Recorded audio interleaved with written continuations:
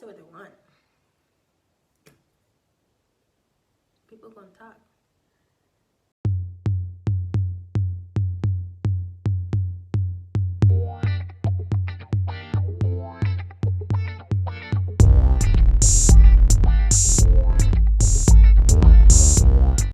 Hi guys, welcome back to my channel.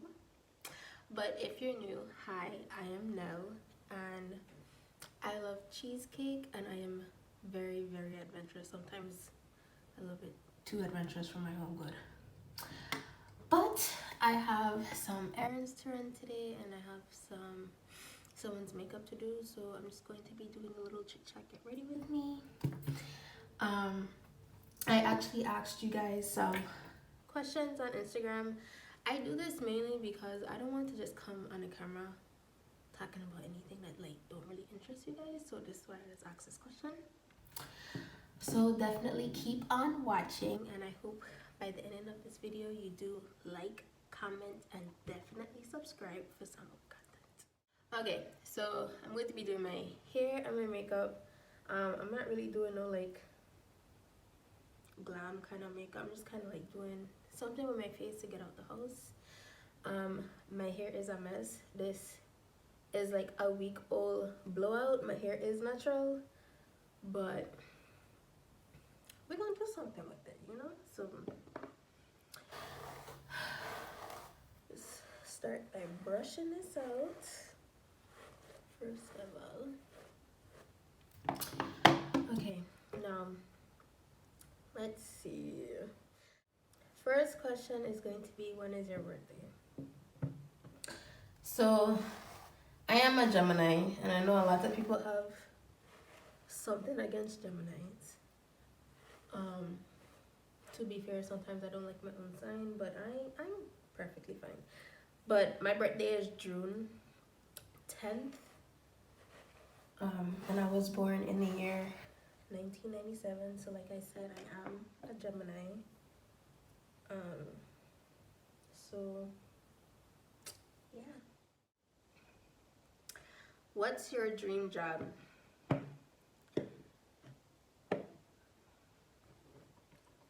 I wouldn't necessarily say I have a dream job. Honestly, I kind of have a big issue with people telling me what to do. I always have.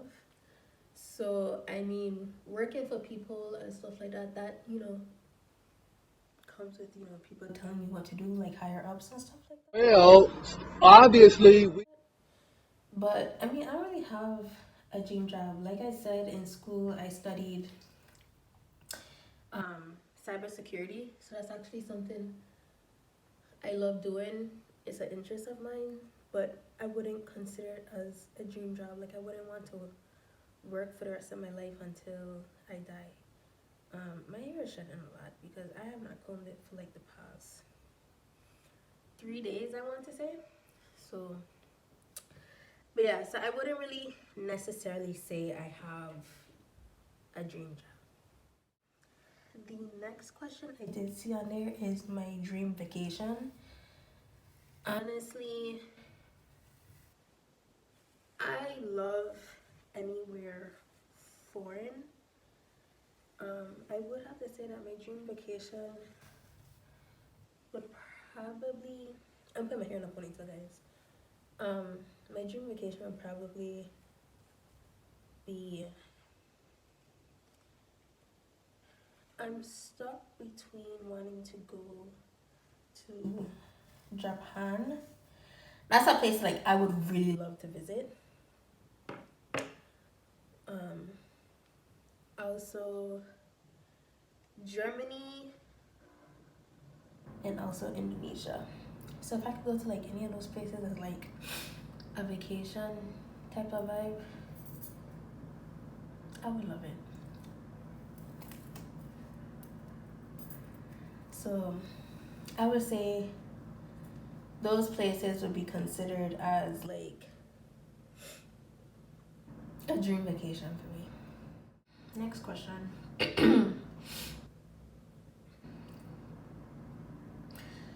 Why do you call the scars on your chest war scars? I do have 4. some over here, one over here. But I call my scars war scars because I got these scars from, you know, having my illness. I do have sickle cell anemia, like I said in a previous video. Living with sickle cell anemia is a battle. Like, it's a daily, well, I wouldn't really say daily, but it's a lifelong battle, you know? So because it's a battle and I got these scars simply because I have what I have, I just call my scars war scars. You know, it just makes me feel a little better about myself, or because I don't like the scars, but I mean, they're there. It's a part of my life. Am I supposed to be sad and insecure about it? I don't think so. So I just say that basically, you know, to be, I don't know. I was gonna say to be cute, but I say that because they're there for a reason, you know? So some people like, ooh, you should cover that up, or why you don't wear tops that, you know, cover the scars? Why are you so open about it? And it's just like, it's a part of my body, you know? So it's just like, what am I hiding it for, in my opinion? That's how my brain works. Next question. What made you start YouTube? So I wouldn't necessarily say that my reasoning for starting YouTube is like everybody else.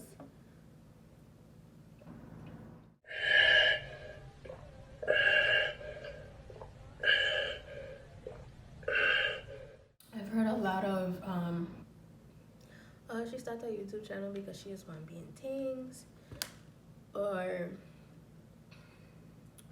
a next reason some people like to give that they started a YouTube channel is because they watch YouTube a lot. And I mean, I do. Like, I watch YouTube a lot. Like, I watch it more than like regular TV and shit. So excuse my language. But that's not necessarily why I started my YouTube. Although I know that my following right now, like my subscribers, are people from home, I feel like I can use this as a platform to reach others with my condition. So growing up on an island of Stalk'r, honestly, no one ever knew that I was sick. And that's because I don't dwell on it. I like to make myself feel as normal as possible. I don't just openly talk about my illness. So even though I know that there are others with my condition at home, of course, I personally have never came in contact with someone who goes through what I go through. So I feel like I can use this platform to reach others with my condition, basically, you know, give them pointers, advice, let them know that, like, you know, like when we're going through our like little crisis pains and stuff, like, I too understand, like, it's not easy. And I don't know, it's just, I would love to reach those people because I'm very lucky. Like, I consider myself super lucky because I really have not gone through half the things that people with my condition go through. Like, so in 12th grade, my mom moved me to Florida, and I was living with older sister, and I can hear my voice getting shaky because I don't really like talking about this, but you know, yeah, she moved me to Florida to live with my older sister. It wasn't just for school purpose, it was because of my health. So my mom kind of just, you know, looked at me one summer day and was like, I need to get you off this island. I need to get you somewhere with better health care. And it's like she just knew something major or drastic was about to happen. And I remember thinking, oh, this is gonna be so cool, even though it was my 12th grade year, and I'm terrible at making friends because I'm such an introvert. Like, I don't just randomly walk up to people and start talking to people. I don't really have an inviting attitude because I'm the type of person I kind of just like to stay in my own space, you know? Like, I'm good in my own little bubble. I don't necessarily want nor need people around me at all times. So I was like, oh, this is going to be cool. And then when I got there, I was like, oh, I don't have to wear a school uniform. Like, none of that. So I was like, oh, this must be cool. Why not? Yeah, no. I missed home so bad. Like, I kid you not. I was a senior in high school, and every day for 2 weeks straight, I was crying at lunchtime. Like, I was on the phone with my mommy, and I was just like, I want to come home. I don't like this school. Crying. And within a month after school started, I came home sick one day, and I'm thinking, oh, it's just, you know, just one of those days. I'm going through my sickle cell crisis. I'm in pain. I'm in crisis pain. And it just continued to get worse and worse and worse. So the next day, my sister took off from work, you know, to take care of me and all of that good stuff. Went to the hospital because water is my best friend, right? So when I'm going through a sickle cell crisis, if I cannot drink as much water as I'm supposed to as quickly as possible to try to get out of my crisis pains, the next step is the hospital. I'm not going for no medication. I just need IV fluids. I need water to be pushing these red blood cells through my veins and not continuing to let them clog up wherever the pain is, like just building on top of each other. Like, I need the blood to flow through. So that's why we went to the hospital, right? And I was in so much pain. So they asked me if I wanted pain medication, whatever. And I was just like, okay, yeah, fine, sure. And they ended up giving me morphine. Now, I've never had morphine. So the medication that I used to take at home was Tylenol with codeine. And I've never had medication pushed through an IV. I've always taken like pills or the liquid form of it. So when it's pushed through the IV, you feel it a lot quicker. It helps a lot faster. It just kicks in like instantly because it's already in your system. And when I finally left the hospital, something wasn't right. Like, I remember walking up the stairs to my sister's apartment and I was like, something's wrong. Like, I was looking and for some reason in my vision, everything was leaning to the left.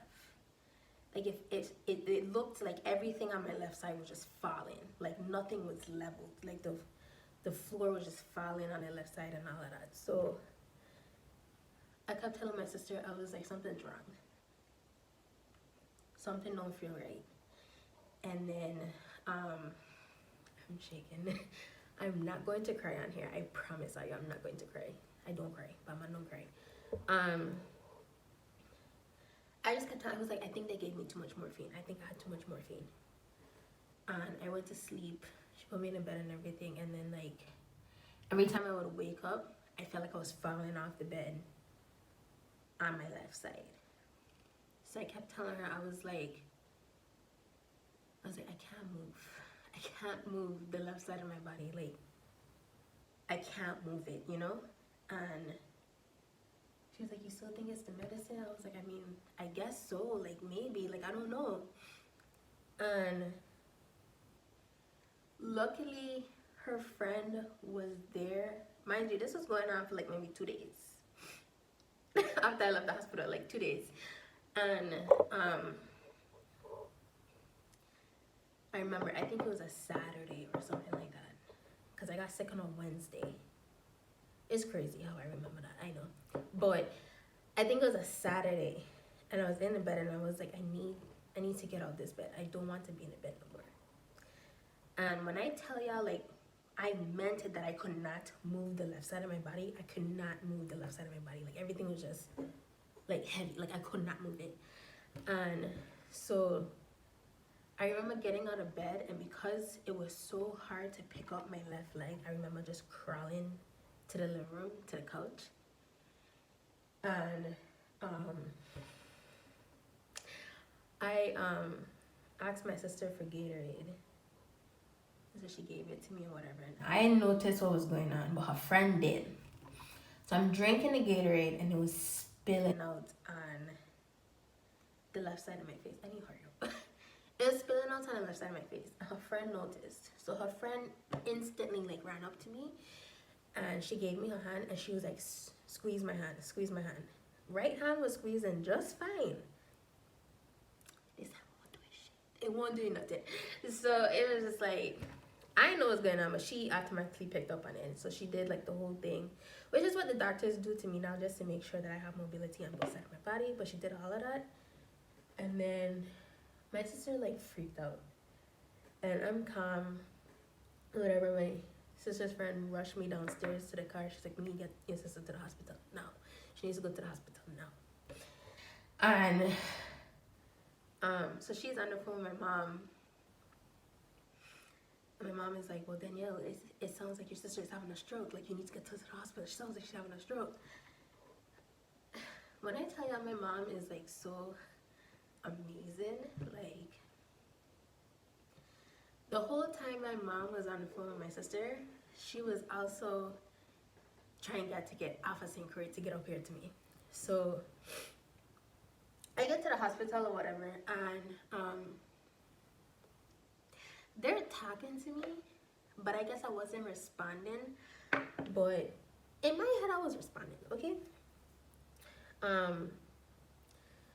So they're asking me all these questions, and my mom is on the phone, and my mom started asking me questions. So the only thing apparently that was coming out of my mouth was, yes, mommy, no, mommy, yes, mommy, no, mommy. Like, that's it. And so she was like, well, obviously the goddamn child can't speak, so what are you going to do? And so that's when they started running whatever, and then they transferred me from that hospital to a next hospital. And that's when I had my MRI and stuff done to see, you know, what was going on. And yeah, I was having a stroke. So, but when I tell y'all,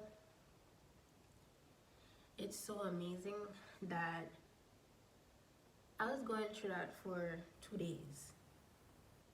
Don't know what's going on, nothing. God was by my side. But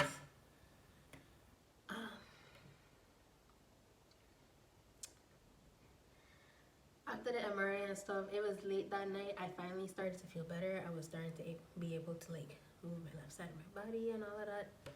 And they transferred me from that hospital to another hospital.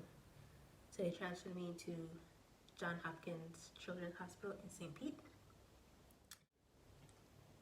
I didn't know my mom was coming, but the next day, I was up, just sitting in bed, watching the TV in the hospital room, right? And my mom walked through the doors. I was just like, oh my god. But I was calm throughout that whole experience while everyone around me was like freaking out. And even though it makes me a little emotional to talk about now, I'm still really calm about it. Like, even now, I'm just like, why was everyone reacting the way that they were? Like, I'm okay and stuff like that. Like, you know, like, I'm fine. Like, I'm good. Shout out to John Hopkins Hospital, because if it wasn't for them, who knows what would have happened. Like, but because of them, I now have, you know, like a treatment plan. So like at home, I didn't have a treatment plan. I wasn't going to the hospital and stuff, because at home, all I want to do is give blood transfusions. Whereas my treatment plan now, I get blood exchanges.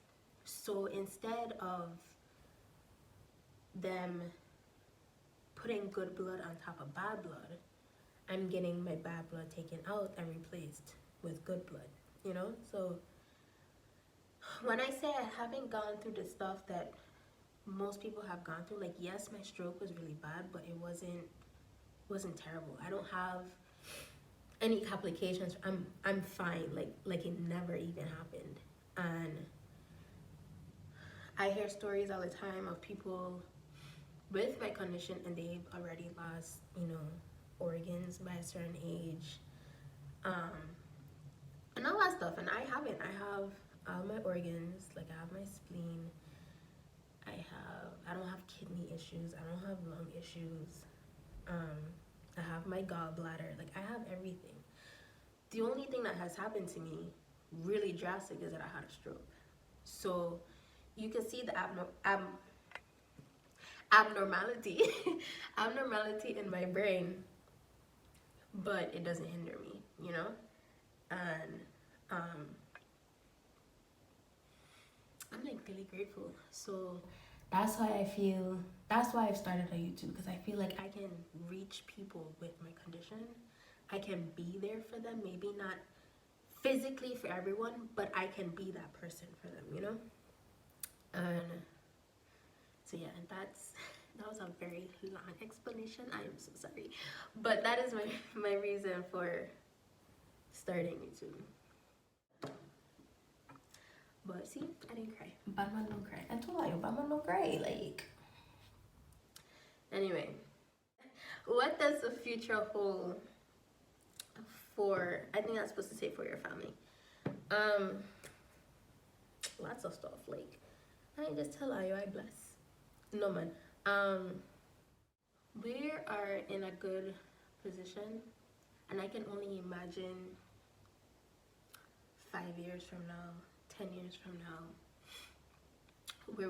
where we will be. Like, my husband is honestly really sweet. Well, not sweet, because he likes to act like a bad man and act like he ruled this and he ruled that, he run this, he run that. I don't know, he did move in so way, but I'm lucky to have someone like with my condition that's there and very attentive to when I may be a little off that day. Like, I'm not really feeling it or something like that. Like, I'm actually really lucky. My son keeps me going. Like, that little boy is like super active. Super active.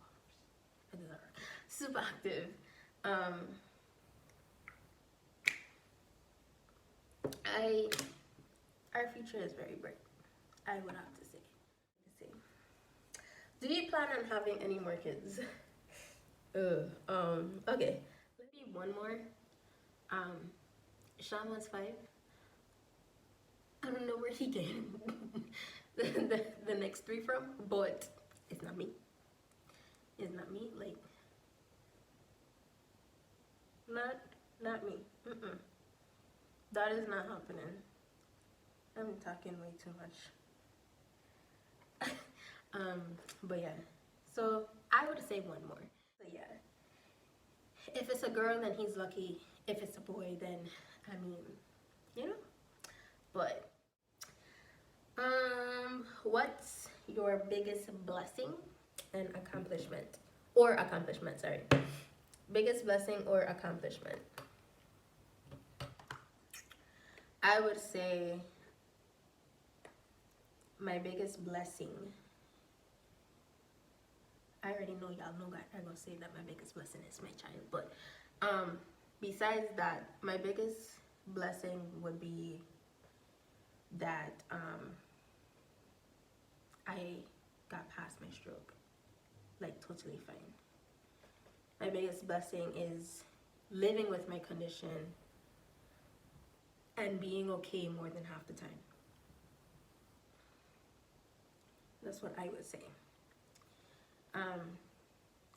Biggest accomplishment is also my son, because they do not advise someone with my condition to have children. And I did it. I got sick once. Like, I went through crisis pain once during my pregnancy. I delivered my son naturally. Why are you so blunt? Okay, so if you're the type of person where you want your friends or friend to baby you or whatever you do, tell you it's okay, you're in the right, that's not me. That's not me. I'm not going to embarrass you in public. Like, I'm not going to call you out in public. But if you come to me for advice and you tell me like the honest truth of what's going on,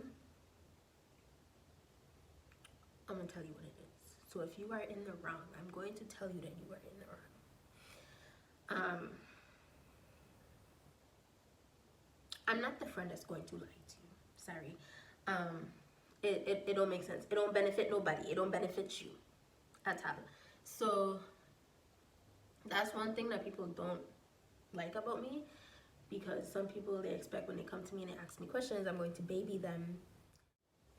If you come to me for advice, I'm going to give you advice. Like, that's what you come to me for. Why beat around the bush? Who is that going to help? It's not helping me. It's just stroking your ego. And I don't see the point. My definition of a good friend, a real friend, is someone who is always going to have your back, but is going to let you know what you're doing is wrong. How are you supposed to progress when people are just constantly telling you that whatever you're doing is the right way? Like, that don't make sense. Sorry, but it don't make sense. So I'm just going to apply this bronzer all over my lid. Hello, can you talk? Next question.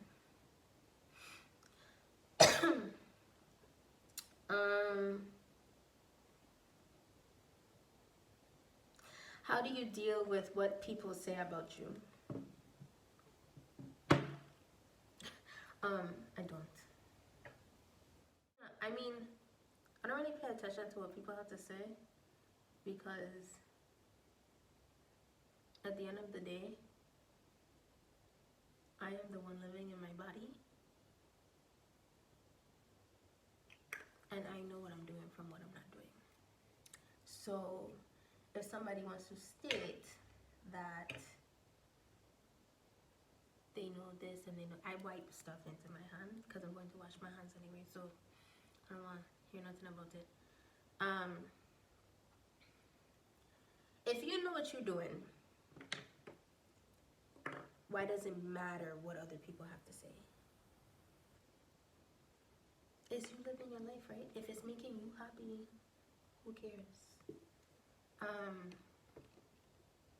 I've had things said about me that's not true, but I am not going to waste my time to get behind of a phone to then defend myself.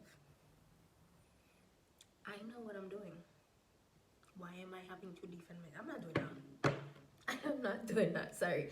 I'm not doing that. Like, I don't have anything to say about the people that do that, but me as a person and me knowing how I am and how I live my life, I'm not doing it. So people can say what they want. People gonna talk. That's what people have a mouth for, to talk. So let's keep it going. What is the best part about being a mother? The best part?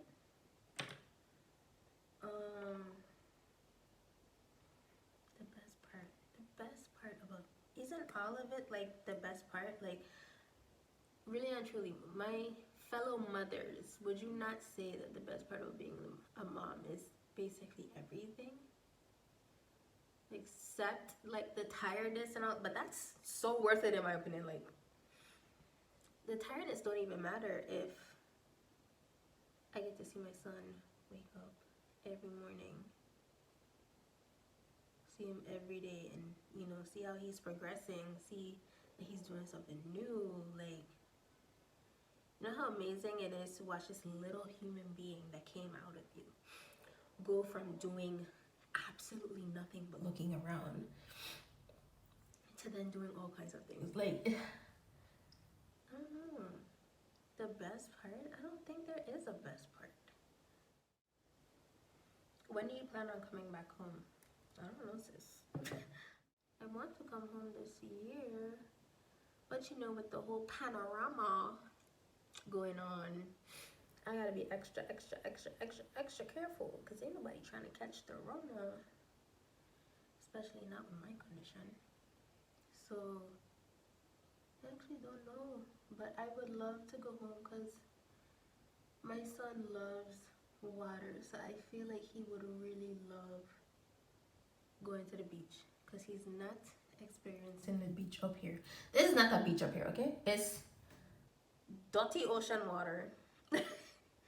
The sand don't feel like sand, it feel like dirt. Ain't no such thing as a beach, okay? Like, I would love to join the parade at home. I haven't been in the parade for a long time. I would love to do that again. Oh my god, have you guys heard about the whole tea with what's that guy name? What is his name? I'm pretty sure y'all know what I'm talking about. Like, I don't know what I'm talking about, right?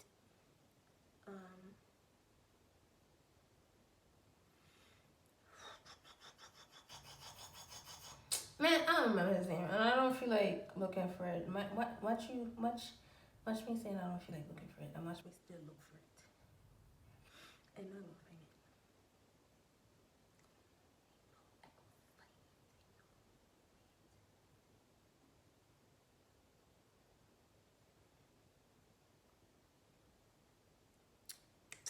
it. The tea with that black man that, you know, he's all over social media giving advice to couples or to men for black women or whatever the case may be on.